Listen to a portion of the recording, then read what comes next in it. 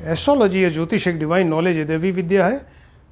इसके पहले के लेक्चर्स में हमने आपको बताया कि राहु जो एक प्लेनेट या ग्रह है, कुंडली के यदि फर्स्ट हाउस जन्म लग्न से लेके 7th हाउस में अगर बैठेगा तो क्या क्या फल मिलेंगे। आज जो टॉपिक है कि यदि राहु यहाँ कुंडली के 8th हाउस में अगर बैठेगा तो क्या फल मिलेंगे। आप कैसे बताएंगे कि क्या फल होगा इस कैंडिडेट के लिए। तो एक तो राहु के कारकत्व आपको मालूम होने चाहिए, यानी सिग्निफिकेशंस आपको मालूम होने चाहिए कि राहु से आप व्यक्ति के बारे में क्या क्या चीज़ें मालूम कर सकते हैं। Second number, Rahu 8th house में बैठे हैं तो 8th हाउस के कारकत्व यानी सिग्निफिकेशंस आपको मालूम होने चाहिए। इसके अलावा फिर राहु के साथ यदि कोई ग्रह बैठा है, कंजंक्शन या किसी ग्रह की दृष्टि है, आस्पेक्ट, उसको भी देखिए। और राहु का बल कितना है, स्ट्रेंथ कितनी है, कितने डिग्री का राहु है, ये भी देखना ज़रूरी है। और फिर यहाँ राहु किस नंबर की राशि में बैठे हैं उसी के मुताबिक ही अपना फल देंगे। क्लियर। इसके अलावा जब राहु 8th हाउस में बैठते हैं तो कुछ योग बनते हैं, उसके बारे में भी आपको बताएंगे। तो सबसे पहले देखते हैं राहु के क्या क्या कारकत्व हैं, सिग्निफिकेशंस क्या क्या हैं। तो राहु जो है व्यक्ति के अंदर एक भ्रम की स्टेज पैदा करते हैं, उसको कंफ्यूज करते हैं। इसके अलावा राहु जो है व्यक्ति को क्लेवर बनाते हैं, चतुर बनाते हैं और व्यक्ति को महत्वाकांक्षी, एम्बिशियस बनाते हैं। उसको हमेशा एक आदत, एक नेचर है उसका, आगे बढ़ने की प्रवृत्ति रहती है। इसके अलावा राहु जो है एक अचानक फल देने वाले हैं, सडन अच्छा, वो फल अच्छा भी हो सकता है, ख़राब भी हो सकता है, ये अचानक फल देने वाले हैं। इसके अलावा कहीं अगर दंगा फसाद हो रहा है, रॉयट्स है, डिस्टर्बेंसेस है, इसके अलावा क्रांति हो रही है, रिवॉल्यूशन है, या राजद्रोह हो रहा है, रेबेलियन है, उन सब चीज़ों के प्रेडिक्शन के लिए भी राहु को देखा जाता है, क्योंकि राहु उसके कारक हैं।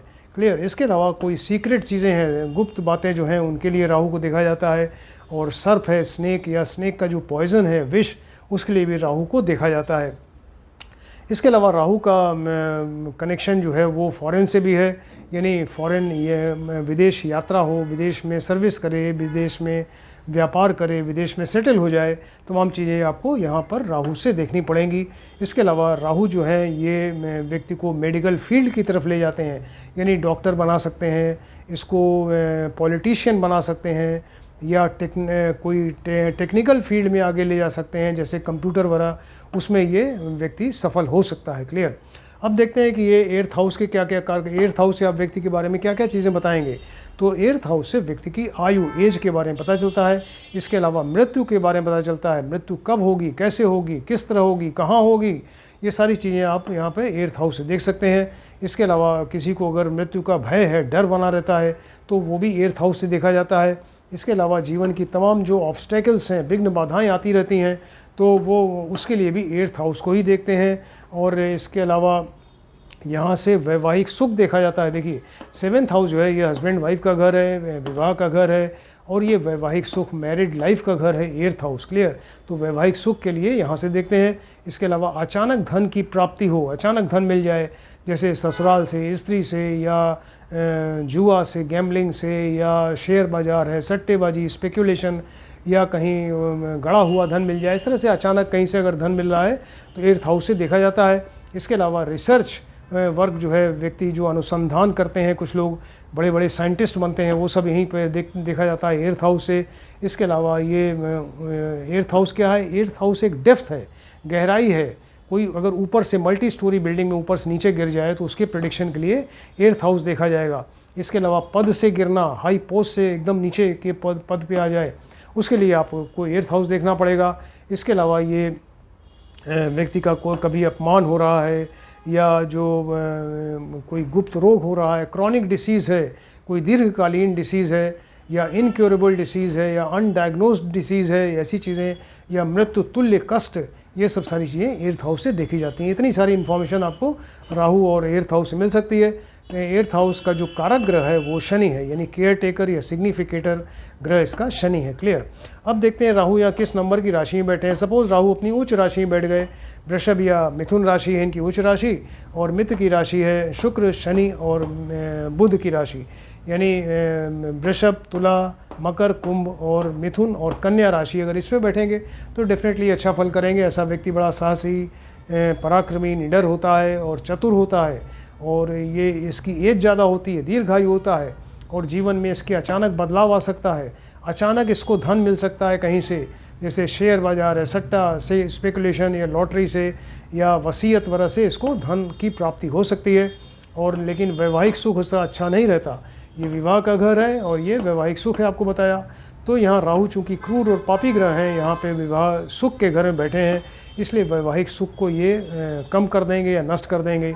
इसके अलावा ये ऑकल्ट साइंस में इंटरेस्ट ले सकता है। अगर राहु अपनी उच्च या मित्र राशि में है तो ये ऑकल्ट साइंस जैसे है ज्योतिष है, तंत्र मंत्र है, हीलिंग है, साइकोलॉजी है, रिसर्च वर्क है, उन सब चीज़ों में ये इंटरेस्ट लेता है और इसको सफलता मिल सकती है। इसके अलावा अचानक दुर्घटना यहाँ से हो सकती है क्योंकि पापी क्रूर ग्रह है 8th हाउस में, और इस व्यक्ति को डरावने सपने भी आ सकते हैं यहाँ से और विदेश से, लेकिन इसको फ़ायदा होगा। क्लियर। अब सपोज़ राहु अपनी नीच राशि ये वृश्चिक या धनु राशि है या शत्रु की राशि है, सूर्य चंद्रमा और मंगल की राशि यानी सिंह राशि, कर्क राशि और मेष और वृश्चिक राशि अगर इसमें बैठेंगे तो ये अच्छा फल नहीं करेंगे। ऐसा व्यक्ति बड़ा आलसी टाइप का होता है, वो जीवन में संघर्ष ज़्यादा नहीं करना चाहता या मेहनत नहीं करता है, एंग्जाइटी, टेंशन, डिप्रेशन रहता है इसको, और हम जीवन में बड़े ऑब्स्टेकल्स अचानक जो है वो तमाम विघ्न बाधाएं आती रहती हैं। अचानक धन की हानि हो सकती है इसकी। क्लियर। इसके अलावा पैतृक संपत्ति इस व्यक्ति को नहीं मिल पाती या पैतृक संपत्ति मिलने में इसको दिक्कत होती है, अपमान का डर रहता है और वैवाहिक जीवन बिल्कुल ही नष्ट हो जाता है या डाइवोर्स तक की नौबत आ सकती है। क्लियर। और इसके इलीगल रिलेशंस होते हैं, दूसरी फीमेल से रिलेशंस होते हैं, कोई गुप्त रोग भी इसको हो सकता है। या इसके अलावा राहु जो है स्किन का कारक है, तो यहाँ पे कोई भयंकर स्किन त्वचा संबंधी रोग जैसे कोई कोढ़ है यानी लेप्रोसी या ल्यूकोडर्मा, इस तरह की बीमारी भी हो सकती है। क्लियर। ये बताया कि राहु यहाँ अच्छी या खराब राशि में है।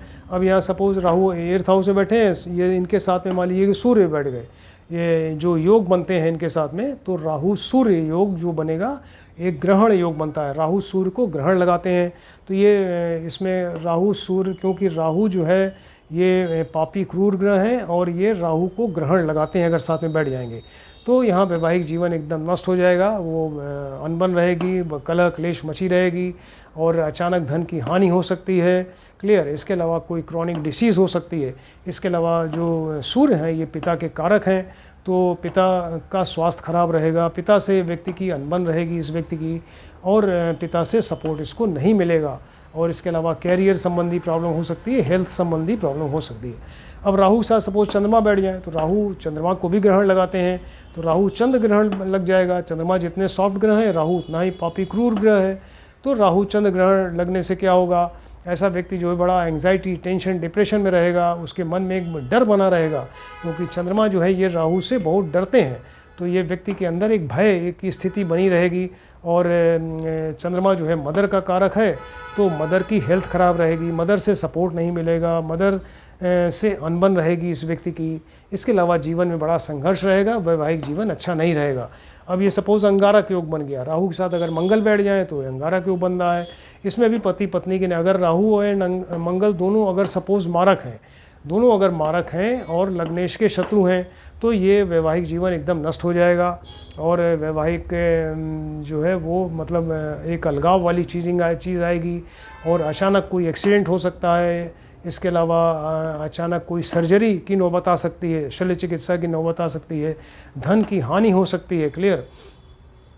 इसके अलावा ऐसा व्यक्ति बड़ा क्रोधी, चिड़चिड़ा, जिद्दी टाइप का, ऑब्स्टिनेट पर्सनैलिटी और जल्दबाज टाइप का होता है और वो हत्यारा, आतंकवादी तक बन सकता है अगर राहु और मंगल अगर दोनों यहाँ पर निगेटिव फल देने वाले यानी मारक हैं और लग्नेश के शत्रु हैं। अब सपोज़ राहु एंड मंगल दोनों योग कारक हों, लग्नेश के मित्र हों, तब क्या होगा, फिर ऐसा व्यक्ति जो है फिर बड़ा साहसी, पराक्रमी, निडर होगा, बहुत चुनौतियों को स्वीकार करने वाला, बड़ा संघर्ष करने वाला जीवन में होगा और वो एक अच्छा रिसर्च वर्कर बन सकता है, रिसर्चर बन सकता है या बहुत अच्छा एक साइंटिस्ट भी बन सकता है। क्लियर। अब सपोज़ यहाँ पे गुरु चांडाल योग बन रहा है, राहु के साथ गुरु बैठ जाए, तो राहु जितने पापी क्रूर ग्रह हैं, गुरु मोस्ट ऑस्पिशियस प्लैनेट माने गए हैं, तो ये जो गुरु की ऑस्पिशियसनेस है, शुभता, उसको कम कर देगा राहु, यानी व्यक्ति की जो शिक्षा है, ज्ञान है, बुद्धि है, उसको कम कर देगा या फिर उन चीज़ों को गलत जगह इस्तेमाल करेगा। राइट। इसका अपना जो जजमेंट है वो सही नहीं रहेगा, एक बुद्धि जैसे इसकी भ्रमित रहेगी, कन्फ्यूजन रहेगा। और इसके अलावा ये गुरु जो है एक ये रिलीजियस प्लैनेट है, तो ऐसा व्यक्ति कोई अधार्मिक कार्य कर सकता है या धर्म के नाम पे कुछ आडंबर कर सकता है और यहाँ पर जो भी यहाँ वैवाहिक जीवन खराब हो जाएगा। इतनी सारी इन्फॉर्मेशन आपको दिया कि यदि राहु यहाँ 8th हाउस में बैठेंगे तो क्या फल मिलेगा। आप इसको ध्यान से देखें, स्टडी करिए। किसी ने अगर अभी तक हमारा चैनल सब्सक्राइब नहीं किया है, काइंडली इसको सब्सक्राइब करें, जिससे आने वाले सभी वीडियो आप देखिए और आप भी ज्योतिष सीख सकते हैं। Thank you.